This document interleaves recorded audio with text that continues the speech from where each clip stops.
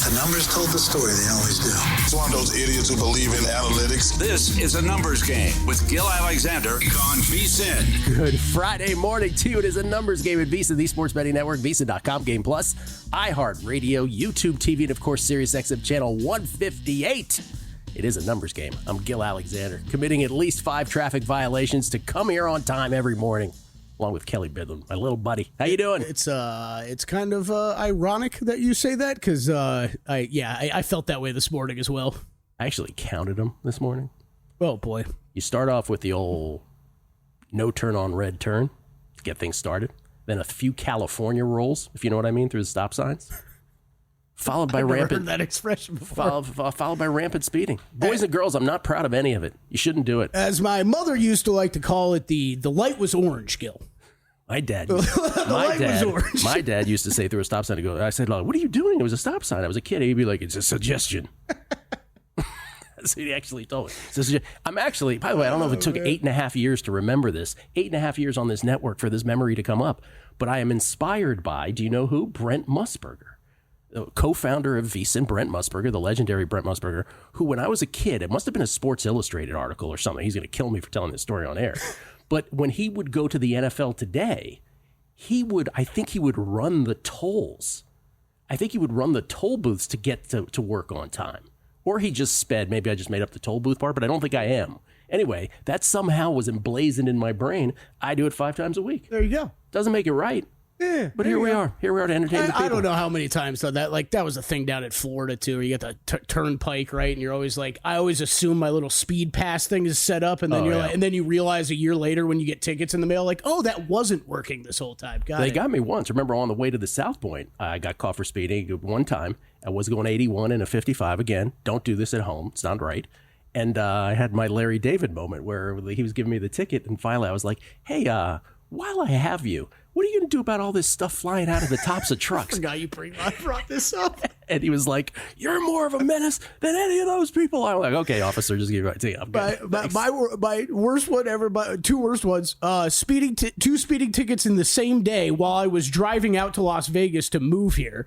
In Texas, in the same part of West Texas. Oh, wow. 2 speeding tickets about 3 hours apart. That second one was an awkward conversation. He was aware of the first. Well, he did the whole go back to the car to punch in my information. He comes back, he's like, did you get a ticket already today? I'm like, yeah. Yes, I did. And then one, I got pulled over out here for texting because I'm at the stoplight. And then I pull out my phone to text. I see a cop is behind me, but like 3 cars back and 1 lane over. I'm like, this guy can't see. He pulls me over immediately. He's like, yeah, man, I could see the reflection in the windshield. It's not that hard. I'm like, yeah, that makes sense. That's also that checks out. Of all the things you can do, that ranks high as like never do that. Oh, I agree. But I was at full stop at a red light. It's not like I was driving. Oh, okay. Yes, it was full stop at a red light. All right. You're not allowed to do the red light? No. Interesting. All right. On the show today, Drew Dinsick will join us momentarily from Churchill Downs. We don't know where he's going to be, if he's going to be on the track, if he's going to be riding a horse. We don't know. What kind of hat he's going to be wearing. He's so committed, though. So we're going to talk to him, and maybe we'll even ask him awkward NBA questions while he's in his Kentucky Derby getup. We'll do that as well. Then a little segment we like to call Estamos Seguros, Are We Sure? Which we haven't done in a while because Kelley was away, so looking forward to that. Jason Weingarten from Under a Cloud of Smoke after his 100 men versus a gorilla performance the other day. My favorite highlight from that exchange was me saying, Jason, you keep using weapons. You can't use weapons. It goes back to Jason, and then he proceeds to use more weapons. That's my favorite part from that. Chris Fallica then, of course, hour number 2, Fallica and Fezzik Fridays. Chris Fallica, with all of his Derby plays, his Kentucky Oaks plays, he has given us a scroll of plays. And Gill Alexander will explain every single bet that Chris has. I will absolutely not do that. That will not happen.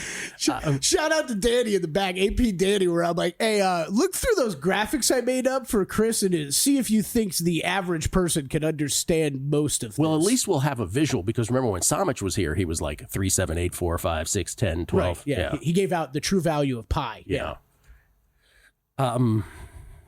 3.14. What happens after that? Like that stopped killing. Fezzik Fridays. Fezzik Fridays. Steve has tons to talk about here. including that conversation we had with Crack. I had with Crack yesterday about the kid who won $800,000. Now the casinos are threatening not to pay him. Captain Jack also sent me a DM. Apparently I did a bad job because I did not know this kid went to gaming already and like preemptively talked about this stuff. Like he's aware, hey, let me know if this is not, so we got to get into that with Fezzik. He's got things to say about 100 men versus a gorilla. He's got things to say about horse racing. Can't wait for that a little later on. We start with a few things. One, Major League Baseball, pardon me, Kelley, the first day of May yesterday, obviously. We have our May bets. Padres were idle day one. But in Major League Baseball yesterday, every dog won except for one. Did you see this? No, I didn't see this. Only the Detroit Tigers, and they needed a rally in the 8th and 9th to win. Otherwise, it would have been a clean sweep of dogs yesterday. And so, by the way, the White Sox and the Rockies both win. White Sox and Rockies off to a 1-0 start in May. May juggernauts. What's my exacta price on them again? I don't know. So that was interesting in baseball yesterday. We'll see if Jason has any plays coming up. And then, of course, in the NHL, we had a few closeouts, including everybody's pumped around here because the Vegas Golden Knights got it done.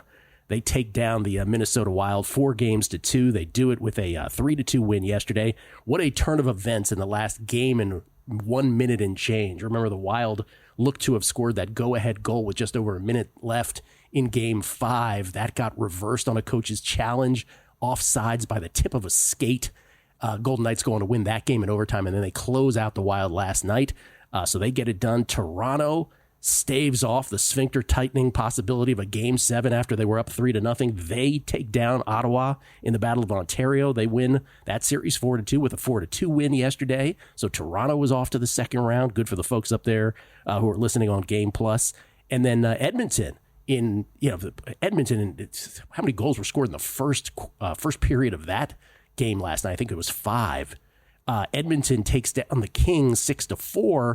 They win that series in 6. So a lot of advancements yesterday. The one, of course, that was not, though, talk about a Plinko game. Colorado and Dallas, they will go to a Game 7 as the Avs score 4 times in the third period, 2 on empty netters. They beat the Stars 7-4. They do force a Game 7, which is going to be tomorrow. Tonight, Winnipeg at St. Louis. Winnipeg looking to close out the Blues. By the way, Colorado minus 135 on the road for game number 7. And then there's the National Basketball Association, Kelley. And by the way, updating the VSiN Killer Sports NBA Playoff Challenge. You can follow this at VSiN.com/challenge. I believe that's the case. Let me make sure that I'm saying that correctly, because I don't want to make up anything. VSiN.com/challenge. If you go in there, you can follow everybody's plays. Yes, I'm correct. Then you just hit on standings. And you will see that Doug Kazarian still holds the lead here as we come to the very end of the first round. 14-5. Stevie Fezzik, 13-7. And then Kelley Bydlon, 12-7. Yeah, I took an L, though, yesterday. Took an L. Final play tonight for the first round. We were Oppo. Find out later what it is. Oh, you told them yesterday what it was, though. Yeah. Yeah. Find out later, even though I told you yesterday. Not everybody was listening yesterday, Gill. It was a great tease. Yeah, we were Oppo on the total yesterday. I got that right. I was on the over in the Pistons game, but I was also on the Pistons too. You know what makes me mad is I ended up betting small, both the side and the total, and I chose the total for the contest because I did take a little bit of the Knicks last night, and yeah. Can we talk about this game? So the other game, by the way, the Clippers force a Game 7 against the Nuggets with a win, 111-105. So what you have in hockey and basketball is one series is going to 7, a second might go to 7. That's where both sports stand. But as far as the Knicks and the Pistons, let's go Clips. Let's go Clips. Yeah, but no, NBA hardos need that Clippers thing. Yes, to come we through. do. Knicks Pistons last night. This was not as like dramatic of a collapse as the Bucks against the Pacers. Sorry, Wyatt. Apologize. But this was the Pistons led by 7 with 2:35 left in this game yesterday. After the Knicks had led by 15, they squandered that by halftime. Then they led by 13 again in the second half, 12 in the fourth quarter. They squandered that. Pistons led by 7 with 2:35 left. You're like, wow. What an unbelievable comeback twice. The Knicks have lost this game twice. Pistons have won it twice. But then a Brunson floater in 112-108. Duran misses an alley-oop. Then another layup by Brunson, 112-110. Cunningham misses a layup. Towns steals the ball. He's fouled. He makes 1 of 2. 112-111. Brunson misses, but after an offensive board, a foul on Towns. Oh, no, excuse me. Brunson misses after a board foul on Towns. Duran makes one of two, 113-111. Then Brunson misses, but Bridges tips it back in, 113 apiece with 36 seconds to go. Cunningham misses a running layup. And then with the shot clock turned off, Brunson, dagger 3 as he shakes Thompson. Less than 5 seconds left. Pistons throw it away. Ball game. And Brunson ends up with 40, Bridges 25, Anunoby 22, and the Knicks 116-113 win. They clinch that series. They are headed to take on the Celtics in the conference semifinals. I just want to say that yesterday was, you know how you always talk about experience matters in the postseason? Mm-hmm. That was just a microcosm of it, that last stretch of that game yesterday. Yeah, it is. And I think it's also, I think this ending is what the Pistons season, it should have been and where it should have ended. This team was awesome and got better this whole year, but at some point, it's just kind of what we were talking about yesterday. Like, I think the Knicks have let a lot of people down, I think, a lot with the overall talent that is on that roster. But you're watching the Pistons, it's a big-time game, and it's, at the end of the day, you're still rolling out Tobias Harris, Tim Hardaway Jr., Malik Beasley, who, look, they're all good players and have been solid role players on good teams in the NBA during their career, but the talent level is just, it's a mismatch. And Boston Celtics installed as a minus 800 series favorite. Wait, real quick, Gill, because I loved this part of the game yesterday. I'm a Sar Thompson. I'm still sliding off that crossover, man. That's the shake that Brunson did on Asar Thompson. Demonstrated in real time by Kelley Bydlon. Coming back, Drew Dinsick from the track at Churchill Downs next.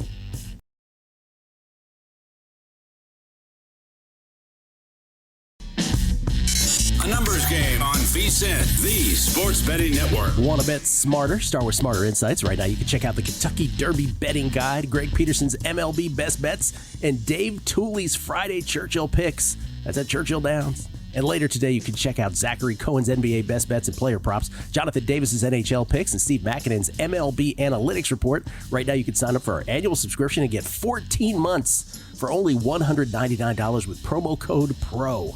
That's promo code PRO, P-R-O. Just head to VSiN.com/subscribe to sign up today. We get tweets at Beating the Book. Always appreciate the feedback. This is from Zach Tuchman, or is it Tuchman? I don't know. It's tribal? I don't know. I hope I'm pronouncing that okay, Zach. After Gill shamed DraftKings into posting May wins, they took it a step further. They now repost every morning. Padres back up to 25-1 after being idle yesterday. Something to look at going forward. Yeah, we'll see how long they keep this up. We'll see. Yeah. Thank you for acknowledging the shaming of DraftKings. There is no reason why they can't. No reason. Yeah, no reason. Literally until the final day. Corey Henderson, 775. Gill and Kelley flying down from Reno in the morning for Sammy Hagar in the evening. Where are we watching the race tomorrow? I don't know, Corey. You came up with a point. Maybe we'll meet you there. Jim Devitt got a ticket on one side of the Rickenbacker Causeway Bridge in Key Biscayne and another coming down the other side within a minute of each other. Gill, I know you know the bridge. Kelley, you probably do also. Oh, yes, yeah. I do. Oh, yeah. That is a feat. Mm-hmm. That is a feat of traffic violation right there. Yeah, nice job, that is more impressive than my Texas one. Yep. That's got to be within minutes. Jason H11, no offense to Fezzik or Falika regarding their thoughts and opinions on sports betting, but all I care about is what they have to say about 100 men versus gorilla. Oh, Fezzik has thoughts. Fezzik, he's got a new scenario. He not only has thoughts, it's guest on guest crime coming up. Mm-hmm. That's true too. Yeah, Mark Descartes. As a teenager, I read an article in Sports Illustrated, I think, where Brent was asked how he unwound after doing the NFL Today. He replied, "I like to have a cold beer and drive fast." He immediately became my hero. It's the same article I read. Inspired to this day. Really? Yeah. That's great. Mike Goosh has a question for Fezzik later. We'll get to that, Mike, when Fezzik is here. Chuckism 1 found Nuggets 45-1 to win the West. Should I hedge Saturday night? I mean, I would, but what do we always say, Gil? There's a reason you made the bet in the first place, That's right? What I'm saying. Yeah, why'd you make it in the first place? Has there anything changed significantly in this series to make you doubt your position anymore? I think if you made the bet, I would say no. Scott, New York Mess 16. It's only the first segment. We have had Gill's illegal driving, Samich's version of PI. Aye. of pie. Oh, pardon me. Yes. And Kelley doing a shimmy. What a way to start a Friday. Kelley was so excited to do that shimmy that he didn't even answer my question. What was your question? Do you think the Celtics at minus 800 in a best of 7 series against the Knicks what, plus 550 coming back is correct? I think it's getting a little steep. I'll say that. Look, I think the problem is both these teams head in with some injury questions, right? I don't think that it's anything to be too concerned about. We're going to get a fair amount of time off. Obviously, the Celtics have had some time off. I expect them to look like a different team. I think it is important to keep in mind that the Magic have given the Celtics team, some problems throughout the past couple years, and I think that showed up in the first round a little bit. I think the Celtics are too much for the Knicks, but man, the Knicks still have the talent on that roster to at least take a game or two. We're still working on Drew, by the way. Yeah, he's gonna hop on next segment. Hoops by Hoots. I think he's getting his hat on. Oh, this is a great one by Hoot.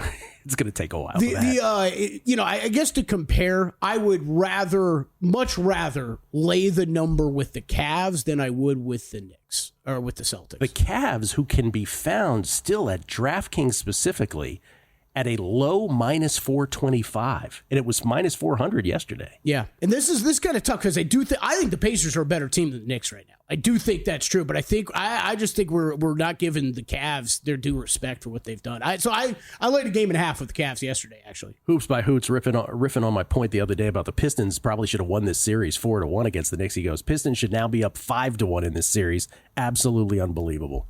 You know what the Pistons should do? They should just show up at the TD Garden. They should just show up there in Boston and see what happens. See who tells them to turn away. Dude, I'm telling you, I know I told you during the break, but I am so obsessed with 90s, 2000s, and NBA and one mixtape basketball that Brunson little shimmy last night. I was off my couch screaming. It's just like Iverson all over again. Inject that into my veins every night in the NBA. After Asar Thompson had forced the turnover on Brunson the possession or two before that. And then he just went skating. And it's about the matchups, right? It was Halliburton against Giannis the night before. You're talking about elite defenders and bang, bang, crossover, little shoulder, shimmy, shaking, boom. And finally, lights out. Primetime, Cowboys_Cubs1. Yo, hey man, not watching, but just listening to Country Clubbin' K. Michael Bydlon's crossover shake hurt my ankles. That's right. Let Weiland, he said Weilers, let Weilers know he needs to bring the Kelley Bydlon energy next time he's in the producer chair. I will defend Wyatt Tomczyk. He was fantastic in the producer chair in your state. Good. Wyatt works very, very hard, even though if he might be working at home today. Oh, is he at home? Yeah. No, he's fantastic. He really is. I couldn't do the podcast without him, by the way. Oh, no, you could not. Yeah.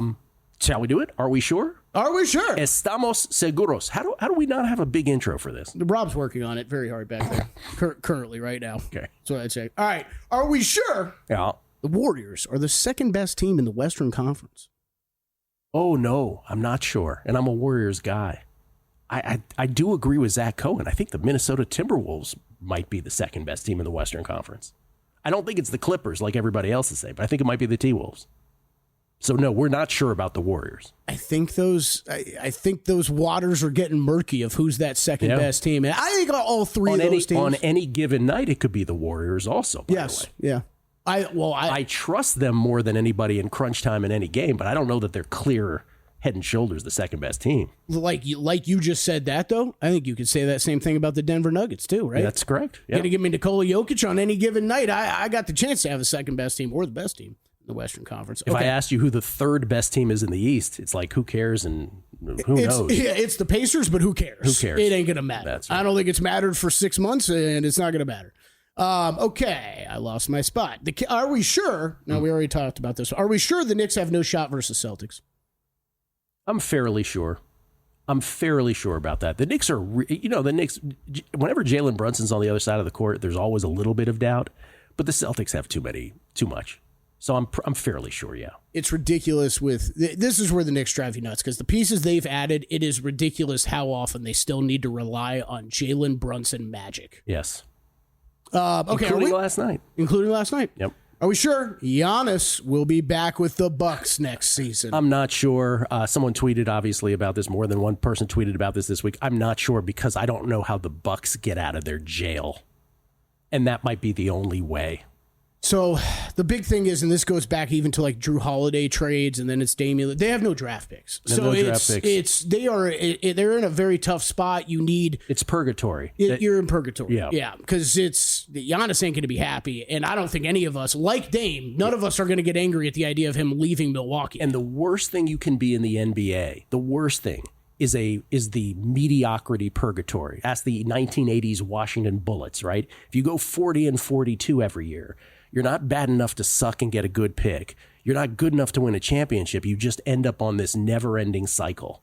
And with Giannis, they will never suck, right? Right. So that's the problem. It's just sad, man. Because what was it? It was the Eastern Conference Finals the year the Warriors won it, right? Where it was Celtics Bucks in that Eastern Conference Finals the year after the Bucks win the championship, and you're like, this is going to be the Eastern Conference Finals for the next 8 years. And man, this Bucks franchise, just the past couple years, it's tough to watch. Okay, are we sure? I like this one. I like this one, Gill. Are we sure Travis Hunter should have shorter odds to win Defensive Rookie of the Year than Offensive Rookie of the Year? Because that's the case right now. No. But this is a little weird because with Defensive Player of the Year... Rookie, but yeah. Defensive Rookie of the Year, pardon me. Defensive Rookie of the Year... You usually don't win that as a cornerback. You just don't. But it could be anybody. So I don't know. It's a nebulous category. Remember last year it was like, well, who do you give this to kind of thing? Do you do it to a guy who had a good stretch early or a good stretch late? I don't know. The problem is if there's a path for a rookie quarterback, he should absolutely be longer just on principle on offense. But I don't. So if you believe that, then there's no way he should be shorter offensively. The question is, do you believe that? And no, I don't know. I don't really. I mean, Cam Ward is shorter than him. Yeah. I think it's a very interesting year for Offensive Rookie of the Year because I don't know that I trust any of those quarterbacks to be a serious threat. That's a good are we sure question because there is no clear answer to it. And the other thing, haven't we got an indication from the Jags that he's going to be starting in that wide receiver room first? So, I mean, right away... It seems like the odds are a little out of whack. Where I can get a longer number on him on offense. That's right, Kelley. He'll be starting in the room. In the room. That's right. It's going to be fun. Okay, we're going to talk more about these last week because I saw DraftKings post some of these markets. Are we sure Anthony Richardson should be minus 280 to be the Colts Week 1 starter? Reminder, they have Daniel Jones on the roster now as well. He should be the favorite. He should not be minus 280. Hey, I love Anthony Richardson. Yeah. 280 feels heavy. This feels like a training camp where if it doesn't go well, he would not be the starter. Yes, I agree. Let's do whatever you have left on the other side. Drew Dinsick from Churchill Downs. The Derby is tomorrow. The Run for the Roses, the fastest 2 minutes in sports. What other things do they call themselves? It's coming back. Numbers game. VSiN, the Sports Betting Network. A numbers game on VSiN, the Sports Betting Network. Check out the Sharp Plays Unmatched Transparency with records updated daily, AI betting analysis, real-time global betting information, and alerts directly from the pros. That's sharpplays.com. Check them out. There's one tweet. I just want to read the one tweet before we get to Drew here because this is exactly related to your last Are We Sure question, Kelley. Money Capraletti says, what timing on the Richardson question? I threw pizza money on Riley Leonard, Rookie of the Year. AR stinks in camp. Jones throws the ball to the D. All camp. Steichen saves his job with the rookie. 250-1. Riley Leonard, Rookie of the Year. I don't hate it. I mean, when you're making bets like that, you want to draw out what's the path going to be, right? That's the path, right? AR stinks, gets beat out in camp, and then you've got Daniel Jones starting the year and sucks within like 4 games, and then they try out the rook. Like I said, Richardson should be the favorite to have the opening stat, but it should not be minus 285. All right. You want to lead into Drew with one more Are We Sure question? Yeah, this is how I was going to end it anyways. Are we sure both of us will lose money betting horses this weekend? 100%. You and I will absolutely lose money betting horses this weekend. Drew Dinsick joins us, ladies and gentlemen, from Churchill Downs, right in front of one of the Twin Spires, as a matter of fact, courtesy of the Progressive Guest Line. You can follow him on Twitter at whale_capper. Not only does he do the Deep Dive podcast with Andy Molitor, and they do daily deep dives now as well, but he also does NBC Sports, NBC Sports Bet the Edge podcast, which he does with Jay Croucher, and he will be doing all the digital stuff, or at least he will be found digital wide on NBC's platforms at the Kentucky Derby. It's our buddy Drew Dinsick. Look at this guy. How you doing, Drew? Favorite weekend of the year. Not being no hyperbole. This is as good as it gets. Beautiful weather here in Louisville. Beautiful scene, and really, really incredible day of racing today and tomorrow. So this is where the magic happens. How much did the hat cost you, Drew? How much did that run you? 125 maybe. 25. 125. 125. I was going to say that's light. That's light for a nice cowboy. That hat. is light. I've learned that living in Vegas. That's right. It's got the felt. It's got a turkey feather. Ooh. Down. On there. So, let me start, but I have a couple questions to start, and then you can roll wherever you want. But the two questions I want to start with are, one, are you as keen on American Paradise as you were a few days ago? And then the other question, which is sort of in tandem with that, is, a few years ago, I don't know if folks remember this, Rich Strike won the Kentucky Derby in 2022. It was an alternate, and I think it was Ethereal Road got scratched. And so this horse, who's, by the way, the jockey and the owner were like, we don't even know if we're traveling to Churchill Downs. They decided in case it happens, we'll go. They do. He ends up winning. The horse does as an 80-1 shot out of the 21 post position. So all the content, right, all the podcasts, all the shows that everybody did on the Derby that entire week was completely nullified because nobody even had that horse to bet on in the first place. We have a similar situation here in which Rodriguez has been scratched. And now we have, is it Baeza? Baeza is coming out of the 21 post position. Is Baeza live on top of your feelings about American Paradise? Promise. Yeah, so American Promise is my American guy. But, Treasure, Promise, I don't know. These Promise, are all sorry. reasonable questions. The Baeza and being the alternate drawn in is that was a hard lesson learned for me in the content space. That was the first Derby I covered, and we spent 120 hours of prep and reporting and boots on the ground. I didn't mention Rich Strike once. So seeing him win, I was literally like, wow, I guess I'm never doing that again. Guess I'm not getting invited back next year. Didn't even mention this horse. But Baeza was very, very broadly covered, not just because of the potential for him to draw in, but because he's a great horse. He is outstanding pedigree and hasn't run his best race. Took a huge step forward last time out, almost took down Journalism, who's your 3-1 favorite. And so if you are as keen on the favorite as many are, that this is a reasonably fair price for him in the 3-1 range, then you have to like Baeza, if not at the top of your card, certainly in your super. So we covered him, and I think he's got outstanding form. We were up at the Crack of Dawn this morning watching kind of like the fine tuning. You can come out anytime between 6 and 8 o'clock. And all of the trainers on Friday who are running on Saturday are kind of just putting, finishing touches on getting their horses ready. And Baeza was out doing some early work, and he looked spectacular. Journalism looked very ready to run. He was absolutely firing on all cylinders with his workout. And also was impressed by Burnham Square this morning, who's in like the 16-1 range. So those were the horses that I thought stood out pretty clearly as we saw work this morning. And American Promise is the complicated and polarizing horse here. Like all of the reasons that I bet him in the fixed odds pool and liked him, all still stand. He is the spitting image of his father, Justified. Like you look at him and it is literally like you're going in the time machine to 2018 and it's the same dang horse. It's crazy. It's like they cloned him. And D. Wayne Lucas is an absolute, Hall of Famer, earned every bit of his reputation. Recently won the Preakness with Seize the Gray last year. So it's not even like he's lost his fastball, even though he's 89. And so I do think that he still has a huge run in him, but I am a little bit worried because some of the videos that were circulated of him working out on Wednesday did not look great. He did not look sharp. And there's been a lot of rumor mill that there may be a potential scratch, but I have enough invested in American Promise that I was outside of his barn at 6 o'clock this morning trying to overhear the vet confirmation that he was good to go. I love it. I heard it with my own 2 ears. He is good to go. All systems go for American Promise. Whether he is 100% and is going to have his best race, I'm not feeling super confident in that, just based on the fact that there's been any concern at all. You want to be 110%, going into this, not, any types of doubt. So, we shall see. But he is the most physically impressive horse in this field. He is a late foal. He's just come into his 3-year-old body. He's like literally the quotes in the comments from the trainers are like, he looks like he's like finally lost the baby fat.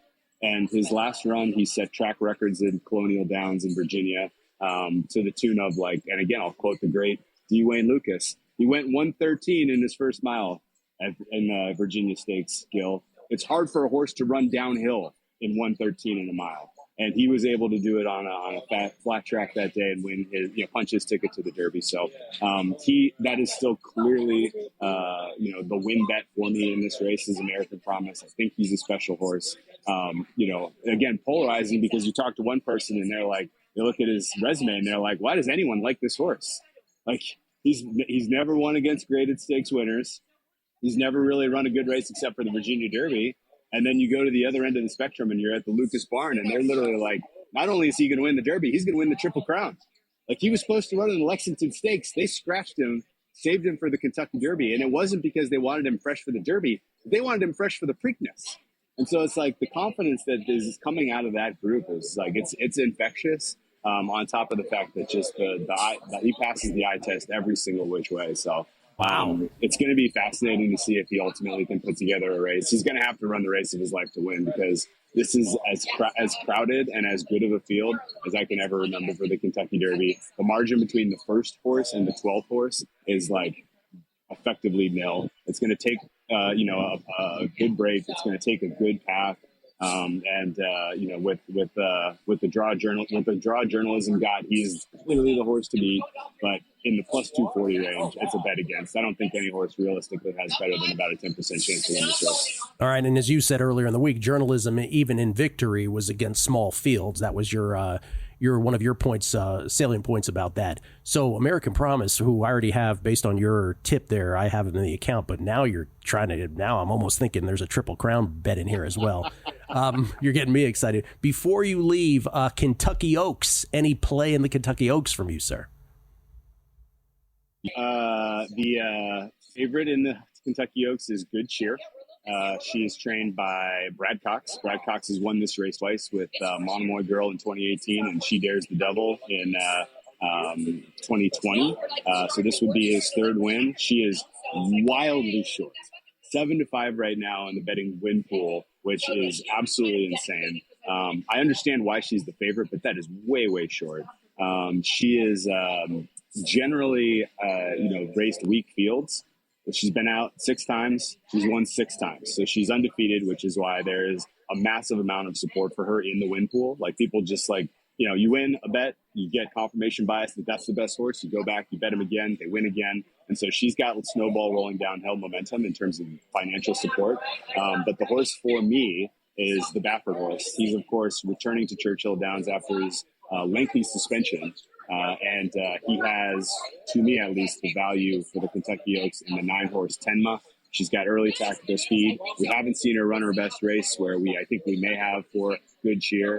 And Tenma breaking out of the 9 is kind of the perfect, can control the pace and maybe even win wire to wire here because she does have closing kicks. So Baffert for me in the Oaks. And, it's going to be interesting and controversial to see what his reception is if he's down there in the winner's circle on the first big race of the weekend. That's right. By the way, for those who missed it, because the audio, a lot of ambient noise, Tenma, Tenma, out of the 9 position of the Kentucky Oaks. That is who Drew is backing Bob Baffert's horse. Drew, thank you so much for the time. I know you're a very busy man today. We appreciate it.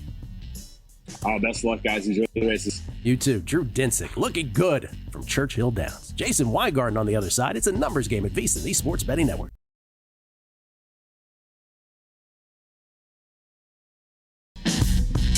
A numbers game on VSiN, the Sports Betting Network. Whether you're placing your first bet or you've been playing the ponies for years, VSiN's Kentucky Derby Betting Guide has everything you need to get ahead on Derby Day. Inside the guide, you'll find a clear breakdown of how to bet on horse racing, great for beginners, detailed previews of both the Kentucky Derby and Kentucky Oaks, and best bets from top racing experts to help serious bettors cash in. The guide is yours with a VSiN Pro subscription. Start today for just $9.99. Get your first 30 days of VSiN Pro, including the Derby Guide, daily best bets, exclusive betting splits, and more. Sign up now at VSiN.com/subscribe. That's VSIN.com/subscribe. What is this Matt Brown tweet about you and him? Oh, He had Scheffler first round leader yesterday. Scheffler, who went 10 under. And as usual, I was a very supportive friend when he texted me the ticket. No, you were not. What is it? He showed you a ticket that he had a 12-1 on Scotty first round leader. Yeah. You said no, and Matt says he goes, I get it. It's not 70-1. But the bigger one was that he had Rico Hoey, who was right behind him at 70-1. So he had both. He goes, but a hit is a hit, and you replied with, bleep you. Yes. It was more, though, because it was the... Matt goes, that's my guy. You and I talked about Scheffler, on Wednesday leading into that tournament and the odds, and it's a 156-man field, and I thought the odds were a little too short to really go bet Scheffler. However, when I went to go make first-round leader bets, your brain, obviously the math makes sense on the odds, but your brain, when it sees all of a sudden 12-1 on Scotty Scheffler, you're like, well... That's a far more attractive price. So I really had that response because I got very close to pulling the trigger on it as well. But, of course, I stayed away and Matt bet it. We get tweets at Beat of the Book. Donnie Miller, excited to see the Padres up to 25-1. Most May wins, and you'll be happy to know at DraftKings, they've lowered their max bet for me from $4.46 to $2.55. You were taking too much off them. I'm waiting for them to somehow blame this on tariffs. Oh, that's coming. Jason H11. So Drew is dressing up to look like Jason Worth and get into owners' areas. Got it. Oh, yeah. Jason Worth, horse owner. That's exactly what Drew was doing. Let me look like Jason Worth. I didn't really think they probably do look a little bit bit like Drew. Goes down to the paddock 6 a.m. Here is with his own ears. That was awesome. That American Promises ago. By the way, Chris Heath goes, I've spent hours scrolling for this American Princess horse. I didn't say princess. I said paradise. Come on, Chris. We love Chris. Yeah, you have said like 6 different horses. American Treasure, American blah, blah, blah, American Princess, American, Oh, man. American Honor. Listen, all of these shows don't have to win a Pulitzer, Kelley. Only 3 a week do. All right, last 2 Are We Sures before we get to Jason? All right. Are we sure? We should have no concerns betting Iga Swiatek to win the French Open. Oh, sadly, we're not sure about that. We are not sure that we should have no concerns. It's an interesting, again, something's going on. Now, if you go to those Iga chats where they are much more maniacal than I am, right? It's her grandfather died. Something's going on with the relationship off court that's having an impact. Whatever it is, there is a mental tweaking that has happened here that has now gone on for a period of time into clay where you have to, I don't know what the equivalent is for this in any other sport, but this is like a young Rafa on clay having won 4 of these already she has. This is like going into a Rafa clay tournament when he's a kid in his early 20s and being like, I don't know if Rafa can win this. The counter to that is it's not like she's getting knocked out early. She's getting to the quarters or semis in every single tournament she plays. So that kind of counters the mental thing. Well, but you're good enough to get that far. Right. So I don't know. But you cannot, to answer your question, you cannot be sure at this point, even though I have bets on her at plus 117, plus 116, and plus 115. Okay, so the last one's a baseball one, so this will be nice leading into Jason. We heard from Will Hill, his opinion on this the other day. I followed suit and once again have bet against this player. Are we sure Aaron Judge should be a minus 650 favorite to win the AL MVP on, let me check my calendar, May 2nd? Well, you just said it. No, it's May 2nd. I don't wish this on him. But injuries happen. Yeah, even if by the way, even if it's not a debilitating one and he misses 30 games, right? Whatever it is, that could have an impact on minus 650. Are you kidding me? He may win it, don't get me wrong, but that's out of control. By the way, Bobby Witt Jr., 8-1. Everybody else, 35-1 or longer. I think the bet, though, was what Will made, right? It's give me the field. Because who's next on that list? The problem is I don't know who I'm picking on the list. The field bet, what Kelly's referring to, Will brought this up. We'll bring in Jason. Jason Weingarten joins us from under a cloud of smoke in Southern California, courtesy of the Progressive Guest Line at Spreadopedia. Will's, I think at DraftKings, it's the field versus Judge, and the field was what? Minus 400? Plus 425. Plus 425, the field. Oh, that's what you play. Jason, this is ridiculous, right? Minus 650. Little bit. I mean, like Kelley said, it's May 2nd. The season's barely underway, and we're already crowning him the MVP. it's a little like the narratives have gone off the rails, not just in baseball, but in everything lately. Aaron Judge is the MVP. There's, a story every day on the front page of ESPN about Shedeur Sanders' 5th round draft pick. I mean, narratives have just taken over. Paul Skeens is the NL Cy Young favorite. He's gone 1-6 to the under on his strikeout prop so far this season. I mean, it's just narrative. That's all I hear around me these days. It's, narrative. I think just to add on that, I think with some of the NBA awards results we saw this year, it was a lot of that late season narratives that ended up swaying a lot of votes. Dyson Daniels ended up winning Most Improved, huh? Yep. Oh, wow. The awards. I mean, we've seen it with so much stuff lately. It's just become, it's sometimes it's hard to talk about some of the stuff because all people want to talk about is narrative. Well, give me a Kentucky Derby narrative, Jason. Who's winning the Derby? Did you bet it on a horse? I know you did. I can't name a single horse in the Derby this year. I have year over year, I cut my horse betting down. I've told this story before, but years ago, I used to bet a lot of money on horse racing while I was betting on baseball, and I never really made a ton of money doing it. In fact, I was punting back baseball profits daily, and it occurred to me one day that if I stopped betting horse racing, I could literally do anything I wanted with that money. I could eat at the nicest restaurants in LA. I can go buy myself anything I wanted whenever I wanted. Those $1,500 shoes you used to talk about. Right, yeah. Mm-hmm. Yeah. I mean, I could buy a pair of shoes whenever I want if I don't bet horses. So I have essentially retired from horse racing these days. Don't feel bad. I apparently I can't name the horses either. Yeah. Jason, if you get asked this question by anybody else, just say American and then whatever any other word you want after that, because that's what Gill's done the past couple days. Yeah. Isn't it amazing though? You bring up the betting leaks all the time. This is the Jason, I was just about to say. Yeah, Scott, you were in my head. He just perfectly described. This is the ultimate leak. It is, but he just perfectly described. I don't care what sport we're talking about. Right. The revelation that you have just personally where it's like, oh my God, I cut this out. I stopped betting this. Yeah. And 2 months later, realizing how great of a decision that was. Jason perfectly described it. I mean, would you rather bet on horse racing, which is an incredibly corrupt sport, both actually and morally and everything, or would you rather eat at the best sushi restaurants in LA whenever you want? I don't know. It was a hard choice, but I went with sushi.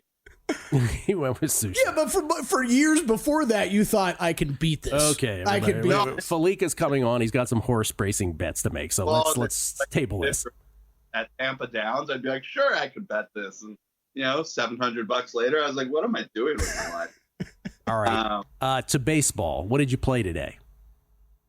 Yeah, I got a couple baseball plays. I laid 177 with Tariq Skubal today. I don't know if you noticed this. I tweeted it last night. The Angels are all of a sudden on pace for something like 97 losses again. It's just another lost season in Anaheim. It's starting to look like 97 losses, man. Well, maybe they should consider a left-handed bat every once in a while. Yeah. There's a lot of things they should consider doing differently in Anaheim. Got to start somewhere, but it's not looking like it's going to be another good season for the Angels. So I got the Tigers there. I actually bet the Tampa Bay Rays plus 215 against the Yankees. I think I've lost my last 2 or 3 Rays bets in a row, but I took them 215 versus Max Fried and the Yankees today. And then I see this line just started moving while I'm talking about it right here. But Baltimore Orioles minus 130. I see it moving to about 133 right now. That was my third bet. We haven't talked enough about this, but the whole Orioles thing, Rufus and I had this conversation. We both grew up Orioles fans. He's all about, like what I used to say, like, make a move at the trade deadline. The object is to win a World Series.